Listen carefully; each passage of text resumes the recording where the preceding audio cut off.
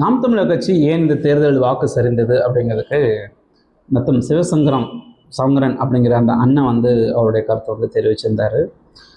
கண்டிப்பாக அவர் ஒரு பெரிய உழைப்பாளி. அவருடைய கருத்துக்களுக்கு எனக்கு பெரிய மரியாதைகள் இருக்கிறது. பட் இருந்தாலும் என் மனசில் பட்ட ஒரு சில விஷயங்கள் சொல்லணும்னு தான் நினைச்சேன். அண்ணன் என்ன சொல்லியிருக்காருன்னு பார்க்கலாம்.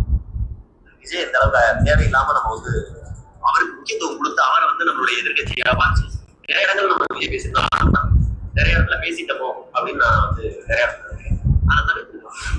அதை தவிர்த்திருக்கலாம். அதாவது விஜய் அவர்களை வந்து ஒரு எதிர்கட்சியாக பாவித்து நம்ம வந்து அவருக்கு முக்கியத்துவத்தை நிறையா கொடுத்து நம்ம வந்து நிறைய விஷயங்கள் செஞ்சிட்டோமோ அதை தவிர்த்துக்கலாம் அப்படிங்கிற ஒரு விஷயம் வந்து சொல்லியிருக்காரு. தனிப்பட்ட முறையில் எனக்கு இந்த கருத்தில் பெருசாக உடன்பாடு கிடையாது. ஏன்னு கேட்டிங்கன்னா, நாம் தமிழர் கட்சி முன்னெடுத்து போராடக்கூடிய ஒரு விஷயங்கள் அப்படிங்கிறது வந்து பார்த்திங்க அப்படின்னா தமிழ் தேசிய அரசியல், கார்ப்பரேட்டுக்கான எதிரான ஒரு அரசியல், ரைட்? அப்படிங்கிறப்ப தமிழ் தேசியத்தை ஊக்கப்படுத்தாமல் திராவிடத்தை ஊக்கப்படுத்துவதற்காக வந்திருக்கான் ஒருத்தன்னு தெரிஞ்சிருந்தும் வாக்கு அரசியலுக்காக ஒருவேளை விஜயை நம்மை தாக்கி பேசவில்லை, விஜய் அவர்கள் செய்யக்கூடிய தவறுகளை நாம் சுட்டி காட்டவில்லை, விஜய் அவர்கள் செய்யும் தவறுகளை நம்ம சுட்டி காமிச்சோம்னா விஜய் ரசிகர்கள் மனம் பாதிக்கப்பட்டு அவங்க நமக்கு ஓட்டு போடாமல் போயிடுவாங்க. இதுவே விஜய் ரசிகர்களுடைய விஜய் அவர்கள் செய்யக்கூடிய தவறை நம்ம சுட்டி காமிக்காமல் அப்படியே விட்டுட்டோம்னா ரொம்ப சந்தோஷப்படுவாங்க. அதனால் நமக்கு தேவையான வாக்குகள் எண்ணிக்கை கூடும் அப்படின்னு நாம் தமிழர் சிந்திச்சு செயல்பட்டு இருந்துச்சுன்னா நாம் தமிழர் அவங்களுடைய பாதையிலிருந்து விலகிட்டாங்கன்னு நான் உணர்றேன். ஏன்னு கேட்டிங்கன்னா, நான் இதை செஞ்சால் நீ எனக்கு வாக்களிப்ப, வாக்குக்காக தான் நான் இதை செய்கிறேன் அப்படிங்கிற ஒரு வாக்கு அரசியல் நாம் தமிழர் இல்லை அப்படின்னு செந்தமிழன் சீமான் அவர்கள் திரும்ப சொல்லியிருக்காரு.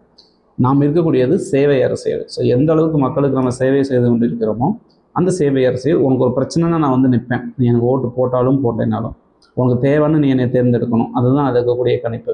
ஸோ அப்படிங்கிற பட்சத்தில் உனக்காக நான் இருக்கேன், நீ யாராக இருந்தாலும் பரவாயில்ல அப்படின்ட்டு அனைத்து தர மக்களுக்கும் எந்த பிரச்சனையாக இருந்தாலும் போய் செந்தமிழன் சீமான் போய் நின்றுந்தார். அதே மாதிரி பெரியார் தான் தமிழ் இனத்துக்கு துரோகியாக இருந்தாருங்கிற விஷயத்தை சொல்லக்கூடிய அந்த இடங்களில் விஜய் அவர்கள் பெரியாரை வந்து ஒரு அவருடைய கொள்கை தலைவராக வச்சு முன் வரும்பொழுது அதை எதிர்க்கணும்.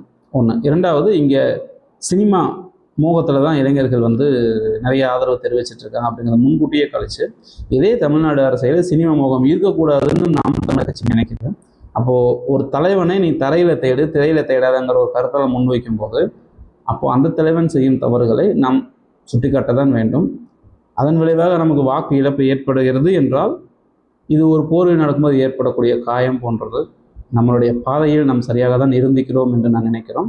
இந்த 5 வருட கால அரசியலில் அவருடைய உண்மை நிலைமை வெளிப்பட்டு தமிழ்